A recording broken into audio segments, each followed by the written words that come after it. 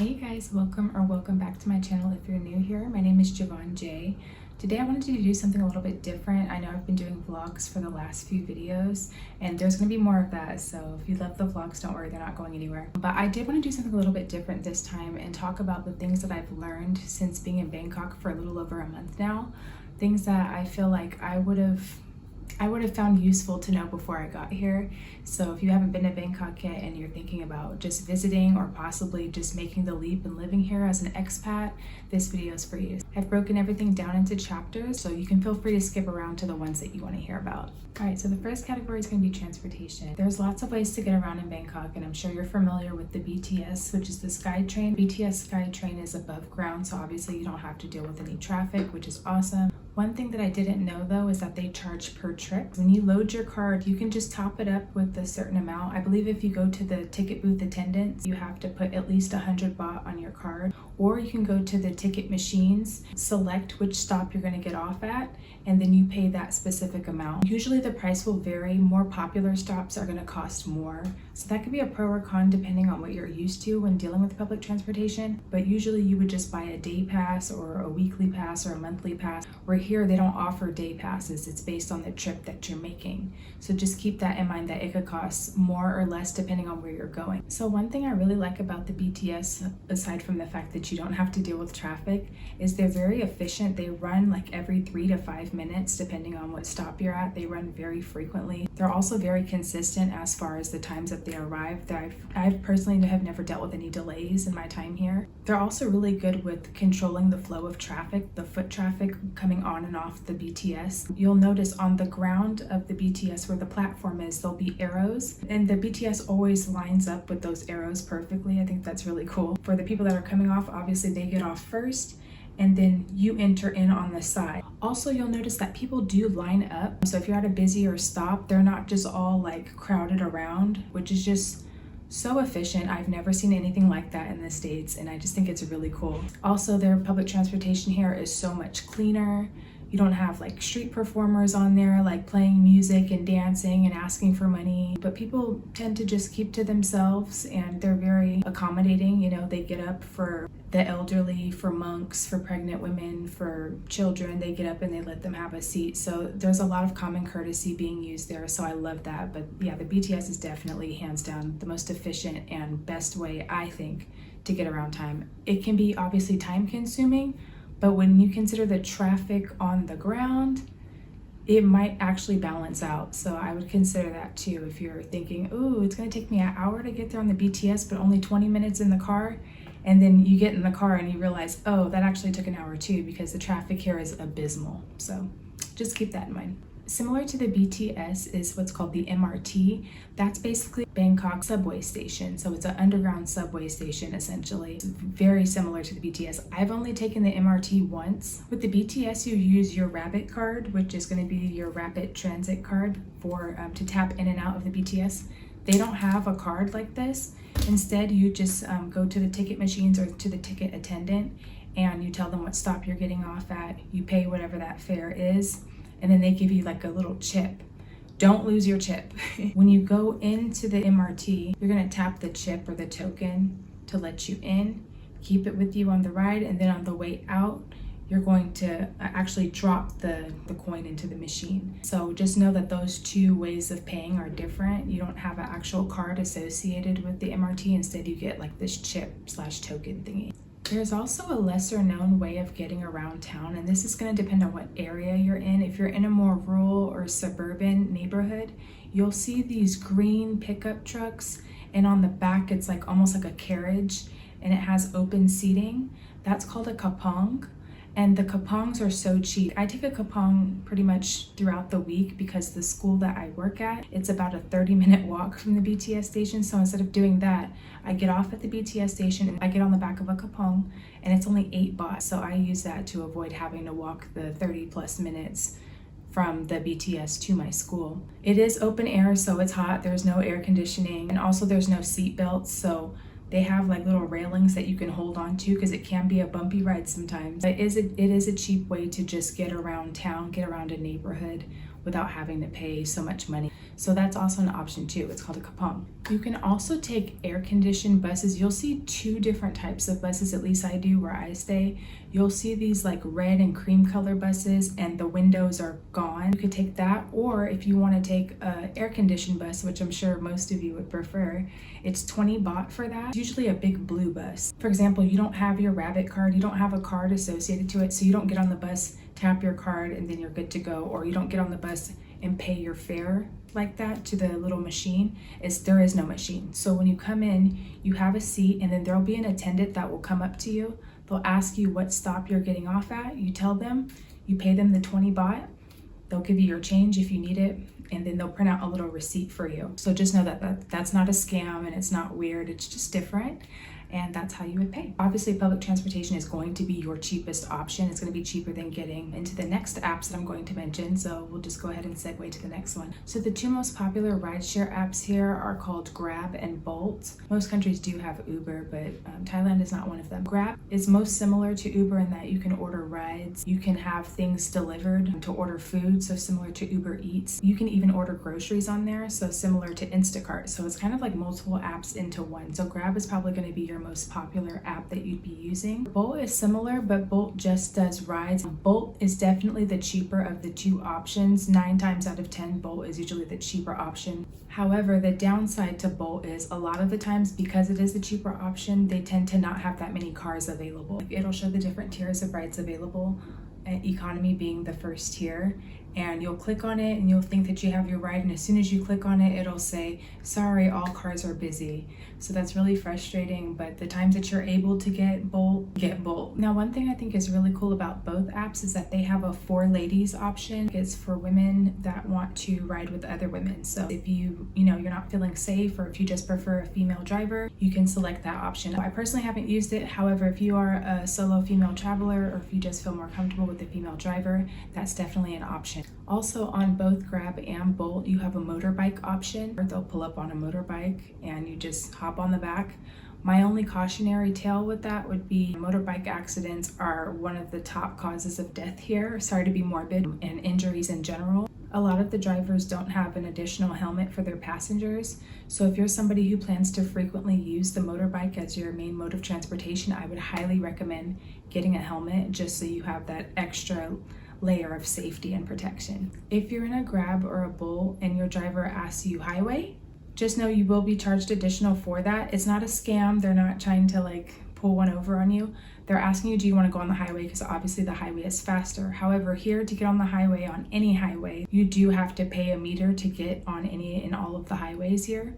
So if they ask you highway, always say yes, honestly, because the traffic here, like I said, is abysmal. I'm from LA. This is like 10 times worse, and that's very hard to imagine. But yes, the traffic here is absolutely insane. Obviously, sometimes are worse than others, but generally speaking, you're going to be dealing with traffic like 80% of the time you're on the road. Usually it's about 50 to 60 baht additional, and I believe the Grab app will automatically add that to your fare. So when you get out the car, you'll get charged for the full amount, plus it'll say meter. The additional 50 to 60 baht is worth it in my opinion. So just know that if you are asked that, it's not a scam. Now, if you're gonna hail a taxi out here, so you'll see like pink cabs or yellow and green cabs driving down the street, make sure before you get in, you open the door and say meter. They understand meter. They might not understand English fluently, but they understand meter. So you say meter, make sure that the meter is visible. Just last Friday, actually, I hailed a cab to get from my school to the nearest BTS station. Instead of taking the kapong, the bill I had was too big for a kapong, a 100 baht bill, and it's only 8 baht. So I didn't want to do that to them. So I was like, let me just hail a cab. It shouldn't cost that much. Rookie mistake. I get in the car, the meter's covered.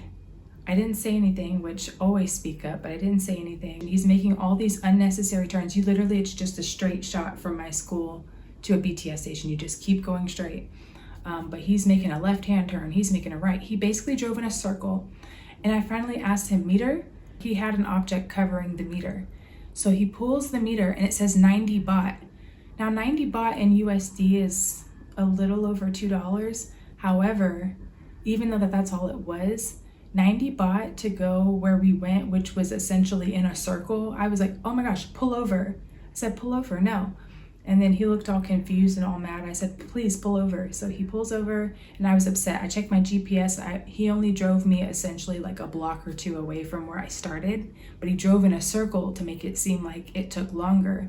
So I guess he thought because I was a foreigner that I didn't know where I was going. So yeah, don't get finessed like that. If you are hailing a cab instead of taking a Grab or Bolt, make sure that you ask meter.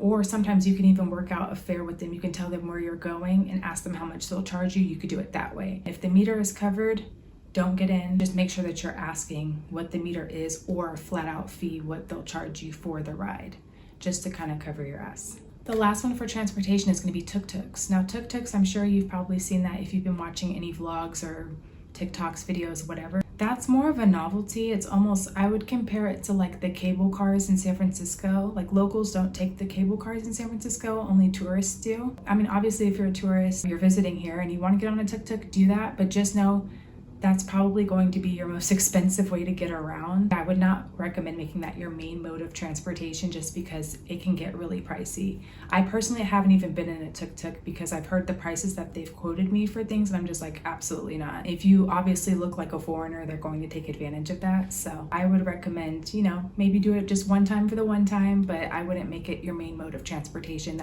Locals don't really do that. That's more of like a tourist novelty. All right, our next category is shopping. So one thing I noticed, I went shopping at, I believe it was Big C. When you go shopping and you're in the produce section, you're actually expected to go up to an attendant and they're supposed to weigh your vegetables or your fruits, your produce, whatever, and then they put a sticker on it with the final price. Same with like their bread and pastry section. So if you like get a croissant from like their little grab and go station, you're actually supposed to have that weighed and get a sticker on it with the price. So when you go to checkout, the cashier doesn't have to do anything extra. For every grocery store I've been to back home, you go to the cashier and the cashier is supposed to know the PLU code to put in for whatever specific fruit or vegetable that you got. It's not like that here. They don't memorize PLUs. They don't have a book of PLU codes. You're expected to take care of that. So when you're in your produce section, and I believe also the meat section, I don't eat meat, but I do believe I've seen attendants in that department as well, that you're supposed to pick out your meat and then you have them weigh it and put the sticker and the price and everything on it. So you are expected to handle that yourself. The cashier does not do that.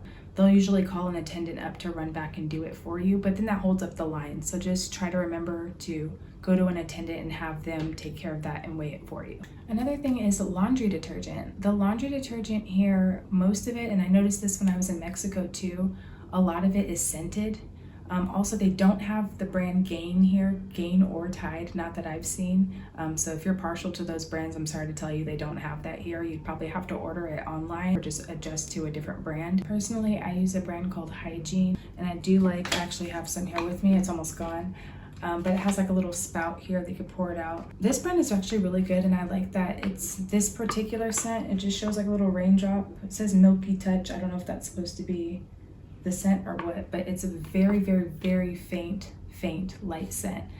You will be hard pressed to find unscented soaps, unscented detergents. So just keep that in mind if you are partial to that. They do exist, but they're probably going to cost a lot more because they're imported from other countries. Also with the laundry detergent, something that I do like, the laundry detergent and fabric softener, is you can actually, they tend to have samples available so you can open it up and smell it for yourself. So then you can kind of figure out like what you could tolerate and what you can't. So America, please get on that.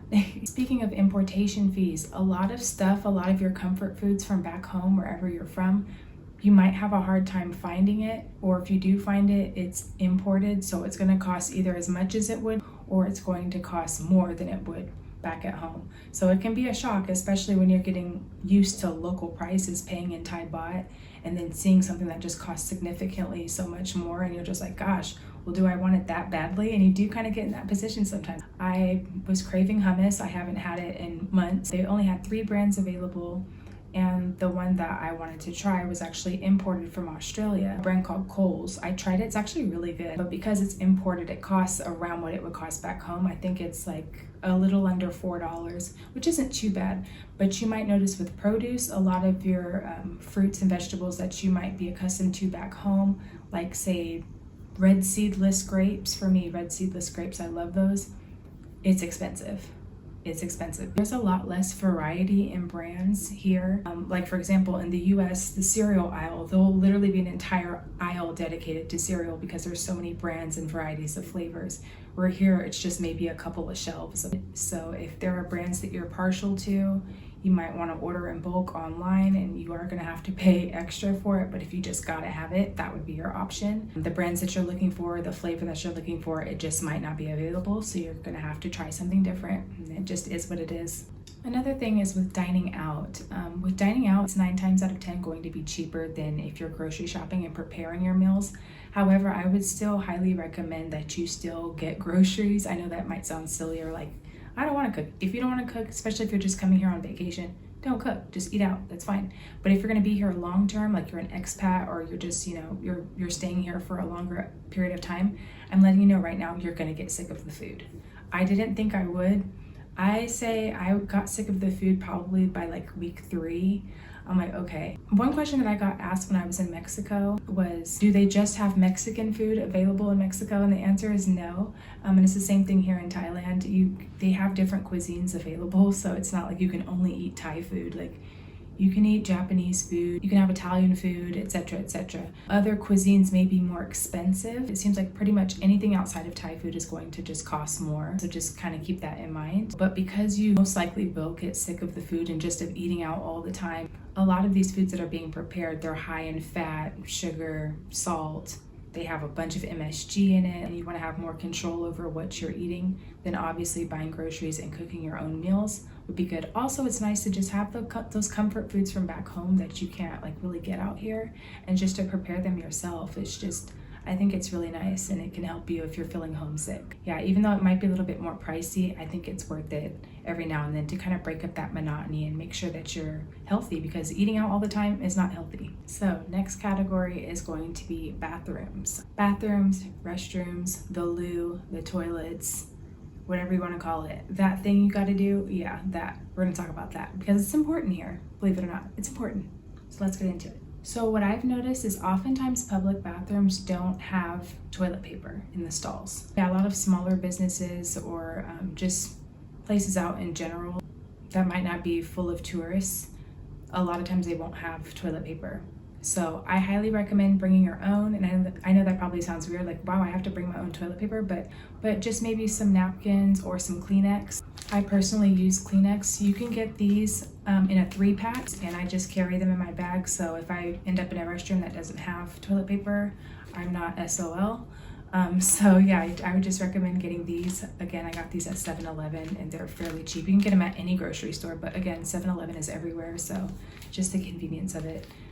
But yeah, these can go a long way, so make sure that you have these on hand.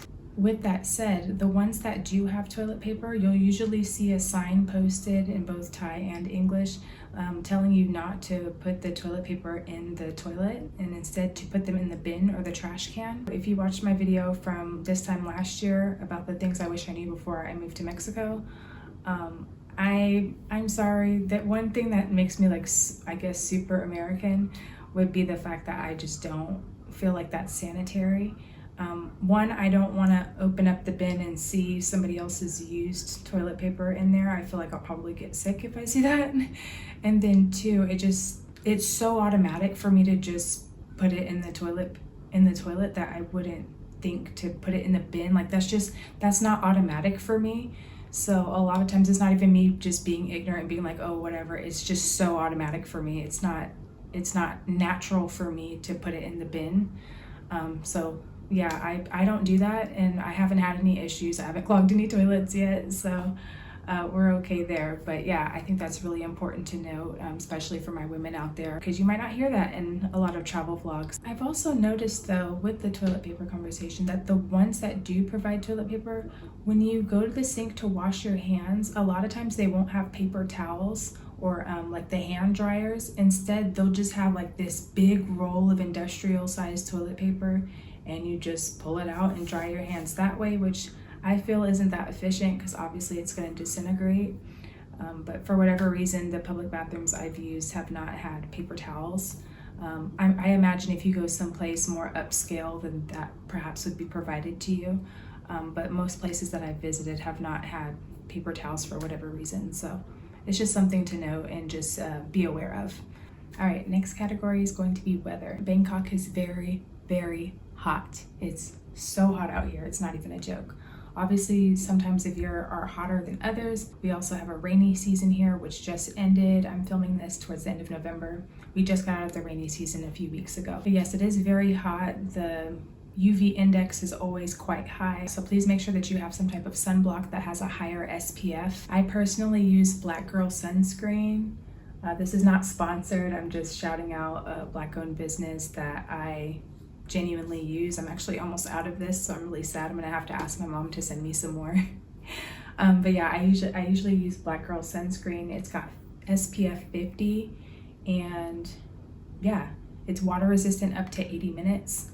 So that's nice if you're sweating, because the sun can be absolutely brutal. It feels like it's just right here. It's so intense. Also with the weather, it's very interesting because it can rain here randomly at any given time. So even if the forecast doesn't show anything about rain, it can still rain here randomly. And when it rains, it pours anywhere from 10 to 30 minutes. It can be crazy. So I highly recommend to always carry like a little mini umbrella with you in your bag, or a poncho. You can get your ponchos, or it says raincoat, but yeah, it's a little waterproof poncho. You can get these at your nearest 7-Eleven, which if you're in Bangkok, 7-Eleven is literally everywhere. It's especially helpful if you're going to be taking a motorbike, to carry it with you at all times, because you never know when it's going to rain. And because it's more of a tropical rain, it's still hot. So obviously you're not going to want to be wearing a jacket with a hood. So just make sure that you have an umbrella and you're good to go.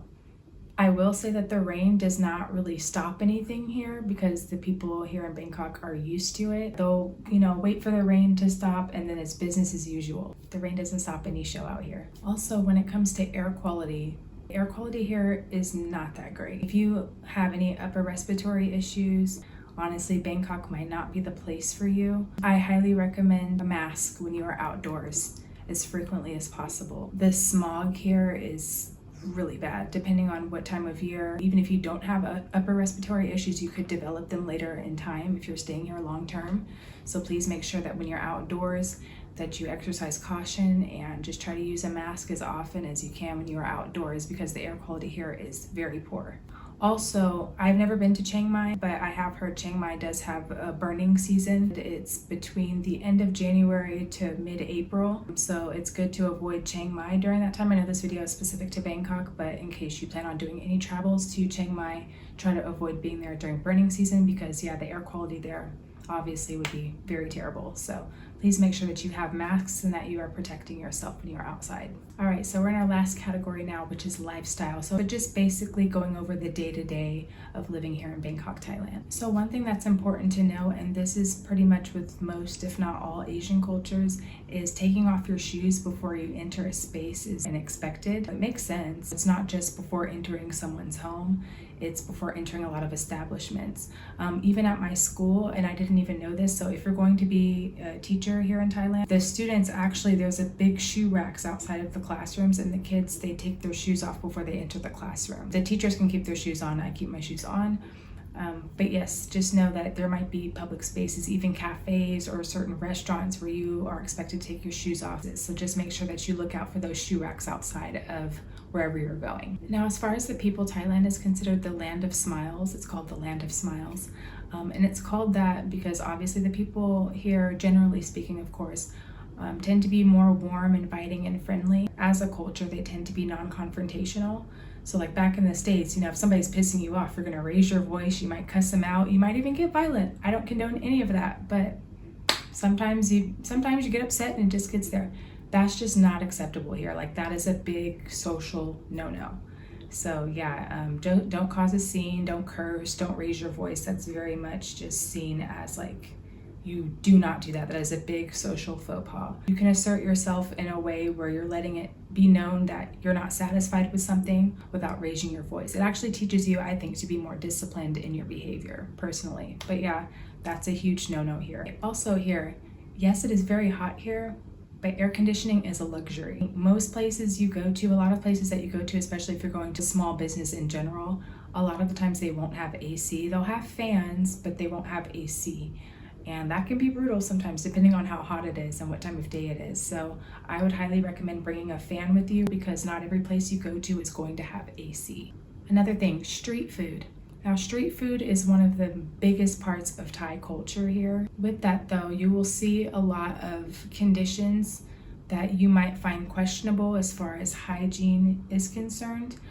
For example, it's very common to see vendors selling food and they're not wearing gloves or a hairnet. It's also very common for food to just be out in the open, so it might not even be covered. So you have to use your discernment and eat at your own risk. I hate to say it like that. I personally have not gotten sick from anything I've eaten, but I think it's also worth noting that I don't eat meat. And I think a lot of times when people get sick is because they've eaten meat that hasn't been stored at proper holding temperature. Again, just eat at your own risk when you are eating the street food here because the protocols aren't as strict as they are like in the US or perhaps the UK. So just keep that in mind. You might see some things that look questionable, and if you're really not feeling it, then don't eat it. But I will say I've had a lot of really good street food here and I have not gotten sick. So don't be afraid to have the street food, but just use your discernment. That's all I can say about that. As far as paying for things, and I feel like this is universal around the world, but I just have to say it, cash is king, okay? So if you're paying for stuff, cash is going to be your best option. You can never go wrong with cash. I haven't been anywhere that has not accepted cash. The two modes of payment that I see here the most are obviously cash and also by QR code. So a lot of businesses will have a QR code. You scan it and it's linked to your bank account, but it's going to be linked to a Thai bank account. So if you're just here visiting, then you won't be using that. But if you are moving here, you're going to be staying here for a long time and you do open up a Thai bank account. So I have to pay cash with everything. I've only been one place that accepted my debit card. So make sure that you have cash. So another tip for lifestyle, especially for my expats, are with paying your bills. One, your electric bill in particular may be more expensive or just as expensive as it was back home.